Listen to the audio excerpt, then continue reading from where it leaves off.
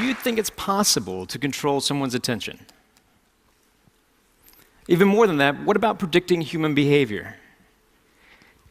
I think those are interesting ideas if you could. I mean, for me, that'd be the perfect superpower. Actually, kind of an evil way of approaching it. But for myself, in the past, I've spent the last 20 years studying human behavior from a rather unorthodox way, picking pockets. When we think of misdirection, we think of something as looking off to the side, when actually it's often the things that are right in front of us that are the hardest things to see, the things that you look at every day that you're blinded to. For example, how many of you still have your cell phones on you right now? Great. Double check, make sure you still have them on you. I was doing some shopping beforehand.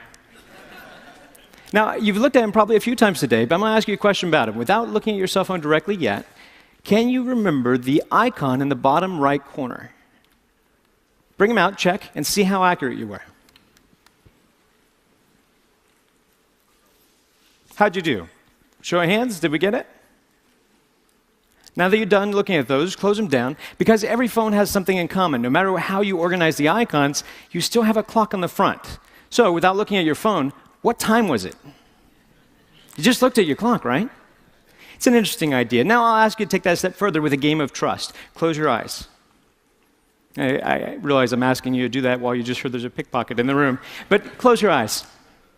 Now, you've been watching me for about 30 seconds. With your eyes closed, what am I wearing? Make your best guess. What color is my shirt? What color is my tie? Now open your eyes. By show of hands, were you right? It's interesting, isn't it? Some of us are a little bit more perceptive than others. It seems that way. But I have a different theory about that model of attention. They have fancy models of attention, Posner's trendy model of attention. For me, I like to think of it very simple, like a surveillance system. It's kind of like you have all these fancy sensories, and inside your brain is a little security guard. For me, I like to call him Frank. So Frank is sitting at a desk. He's got all sorts of cool information in front of him, high-tech equipment. He's got cameras. He's got a little phone that he can pick up, listen to the ears, all these senses, all these perceptions. But attention is what steers your perceptions, is what controls your reality. It's the gateway to the mind. If you don't attend to something, you can't be aware of it. But ironically, you can attend to something without being aware of it. That's why there's the cocktail effect. When you're in a party, you're having conversations with someone, and yet you can recognize your name, and you didn't even realize you were listening to that. Now, for my job, I have to play with techniques to exploit this, to play with your attention as a limited resource. So if I could control how you spend your attention, if I could maybe steal your attention through a distraction. Now, instead of doing it like misdirection and throwing off to the side, instead what I choose to focus on is Frank. To be able to play with the Frank inside your head, your little security guard, and get you, instead of focusing on your external senses, just to go internal for a second. So if I ask you to access a memory, like, what is that? What just happened? Do you have a wallet? Do you have an American Express in your wallet? And when I do that, your Frank turns around. He accesses the file. He has to rewind the tape. And what's interesting is he can't rewind the tape at the same time that he's trying to process new data. Now, I mean, this sounds like a good theory, but I could talk for a long time and tell you lots of things, and they may be true, a portion of them. But I think it's better if I try to show that to you here live. So if I come down, I'm going to do a little bit of shopping. Just hold still where you are. Hello, how are you? It's lovely to see you. You did a wonderful job on stage. You have a lovely watch that doesn't come off very well. Do you have your ring as well? Good, just taking inventory. You're like a buffet. It's hard to tell where to start. There's so many great things. Hi, how are you? Good to see you. Hi, sir, could you stand up for me, please? Just right where you are. Oh, you're married. You follow the directions well. That's nice to meet you, sir. You don't have a whole lot inside your pockets. Anything down by the pocket over here? Hopefully so. Have a seat. There you go. You're doing well. Hi, sir. How are you? Good to see you, sir. You have a ring, a watch. Do you have a wallet on you? Well, we'll find one for you. Come on up this way, Joe. Give Joe a round of applause. Come on up, Joe. Let's play a game.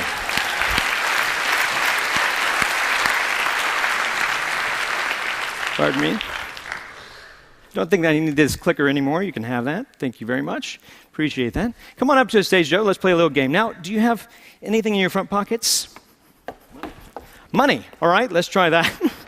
Can you stand right over this way for me? Turn around and let's see. If I give you something that belongs to me, this is just something, a half poker chip. Hold out your hand for me. Watch it kind of close. Now, this is a task for you to focus on. Now, you have your money in your front pocket here? Yep. Good. I'm not going to actually put my hand in your pocket. I'm not ready for that kind of commitment. One time a guy had a hole in his pocket, and that was rather traumatizing. I was looking for his wallet, and he gave me his phone number. It was a big miscommunication. So let's do this simply. Squeeze your hand. Squeeze it tight. Do you feel the poker chip in your hand? I do. Would you be surprised if I could take it out of your hand? Say yes? Very. Good. Open your hand. Thank you very much. I'll cheat if you give me a chance. Make it harder for me. Just use your hand. Grab my wrist, but squeeze. Squeeze firm. Did you see it go? No. No, it's not here. Open your hand. See, while we're focused on the hand, it's sitting on your shoulder right now. Go ahead and take it off. Now, let's try that again. Hold your hand out flat. Open it up all the way. Put your hand up a little bit higher, but watch it close there, Joe. See, if I did it slowly, it'd be back on your shoulder. Joe, we're going to keep doing this till you catch it. You're going to get it eventually. I have faith in you. Squeeze firm. Squeeze. You're human. You're not slow. It's back on your shoulder. You were focused on your hand. That's why you were distracted. While you were watching this, I couldn't quite get your watch off. It was difficult. Yet you had something inside your front pocket. Do you remember what it was? Money? Check your pocket. See if it's still there. Is it still there? Oh, that's where it was. Go ahead and put it away. We're just shopping. This trick's more about the timing, really. I'm going to try to push it inside your hand. Put your other hand on top for me, would you? It's amazingly obvious now, isn't it? It looks a lot like the watch I was wearing, doesn't it? That's pretty good. That's pretty good. Oh, thanks. But it's only a start. Let's try it again a little bit differently. Hold your hands together. Put your other hand on top. Now, if you're watching this little token, this obviously has become a little target. It's like a red herring. If we watch this kind of close, it looks like it goes away. It's not back on your shoulder.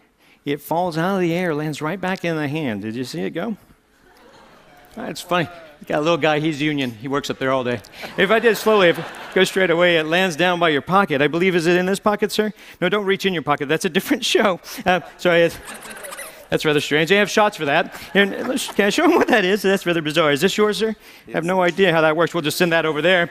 That's great. I need help with this one. Step over this way for me. Now, don't run away. You had something down by your pants pocket. I was checking mine. I couldn't find everything. But I noticed you had something here. Feel the outside of your pocket for a moment. Down here, I noticed this. Is this something of yours, sir? Is this? I had no idea. That's a shrimp. Yeah, saving it for later.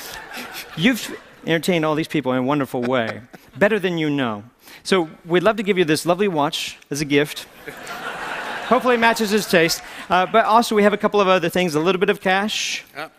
And then we have a few other things. These all belong to you, along with a big round of applause from all your friends. Joe, thank you very much.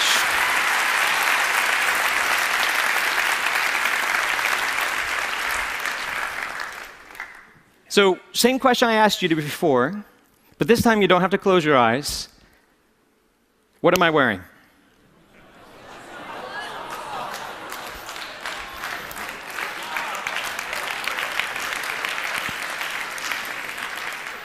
Attention is a powerful thing. Like I said, it shapes your reality.